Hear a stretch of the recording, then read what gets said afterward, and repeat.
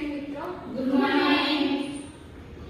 આજે આપણે ધોરણ 11 વાણિજ્ય વ્યવસ્થા અને સંચાલન છે એમાં ધંધાકીય સેવાઓ છે એનો એક ટોપિકની આપણે આજે ચર્ચા કરીશું. તો વિદ્યાર્થી મિત્રો, તમને ખબર છે ધંધાકીય સેવાઓની અંદર કઈ કઈ સેવાઓનો સમાવેશ થાય છે? હા જાગૃતિ? વાહન વ્યવહાર, હા. ટપાલ સેવા, હા. પછી હવાઈ માર્ગની સેવા, હા. બેંકિંગ સેવા, વાહન વ્યવહાર, ટપાલ સેવા. હા. તો જાગૃતિ અને ભાવિકાએ કીધું એમ ધંધાકીય સેવાઓની અંદર અલગ અલગ સેવાઓનો સમાવેશ થાય છે.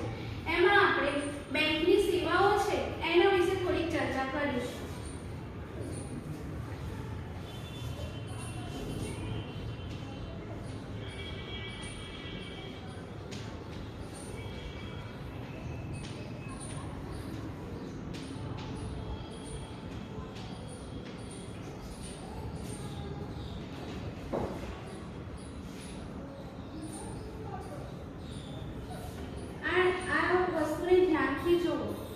વાણિજ્ય વ્યવસ્થાની અંદર આને કયા નામથી ઓળખાય છે?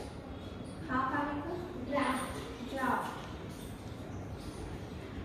અહીં જે પેનું ઓપ્શન છે ત્યાં કોનું નામ લખવામાં આવે છે? જેને પે કરવામાં આવે. રાઈટ.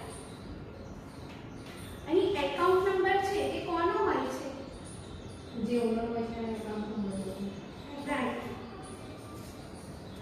જ્યારે આપણે વાઉચર ભરીએ છીએ ડ્રાફ્ટનું તો તેમાં કયો કોડ લખવામાં આવે છે? રાઈટ. અહીં એકાઉન્ટ પે કેમ લખવામાં આવે છે? જેના નામે એકાઉન્ટ નંબર છે. રાઈટ. તો બેંકની સેવાઓમાં પ્રથમ સેવા છે તે ડ્રાફ્ટ ઇશ્યુ કરવા.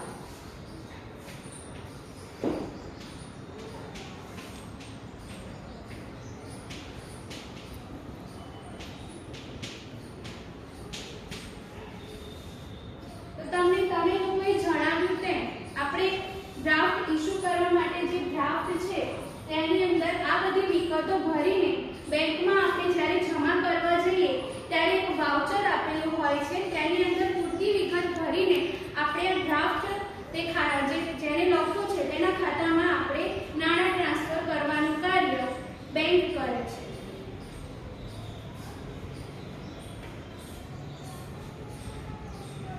આ વસ્તુને તમે જુઓ, આને જોયેલી છે પહેલા ત્યારે? આને શું કહેવાય? પાસબુક. પાસબુકની અંદર ફર્સ્ટ પેજ છે, બરાબર? અહીંયા આઈએફએસસી કોડ ક્યાં લખેલો છે? તે કેટલા આંકડાનો છે ગણીને બતાવો.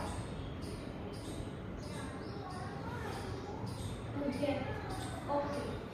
તો પાસબુકની અંદર જે આઈએફએસસી કોડ છે તે 11 આંકડાનો હોય છે. આઈએફએસસી કોડ જે છે તે એટલા માટે ઉપયોગી છે જ્યારે કોઈ વ્યક્તિ અન્ય વ્યક્તિના ખાતામાં ઓનલાઈન ટ્રાન્ઝેક્શન કરે છે ત્યારે આ કોડ ખૂબ જ મહત્વનો હોય છે.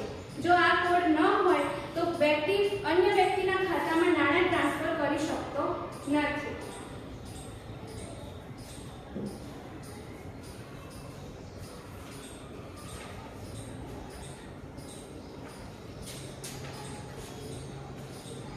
અહીં મેં જે પરચી આપી છે તેમાંથી તમારે એક એક મુદ્દો બોલવાનો છે.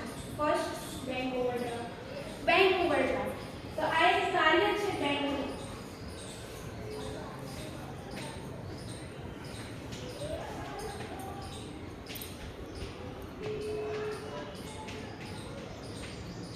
બેંક ઓવરડ્રાફ્ટ જ્યારે કોઈ વેપારી હોય તેને નાણાંની વધારે જરૂર હોય અને તે બેંકમાં ચાલુ ખાતું ધરાવતો હોય ત્યારે તે વધારે નાણાં ઉપાડવાની સવલત મેળવે છે તેને બેંક ઓવરડ્રાફ્ટ કહે છે. તેના બદલામાં બેંક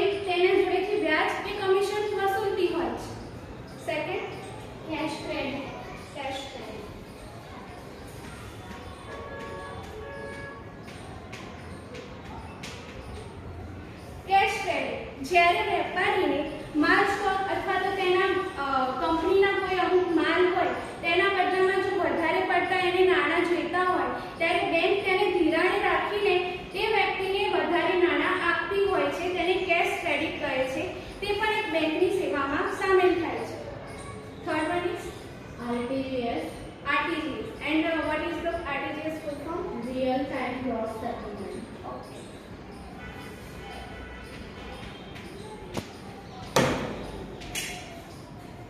RTGS means જ્યારે કોઈ વ્યક્તિ હોય તેને થોડાક સમયની અંદર બીજા વ્યક્તિને ઓનલાઈન નાણાં ટ્રાન્સફર કરવાના હોય ટૂંકા સમયમાં ત્યારે RTGS નો ઉપયોગ કરે છે. NEFT, And what is the full form is? National Electronic Fund Transfer.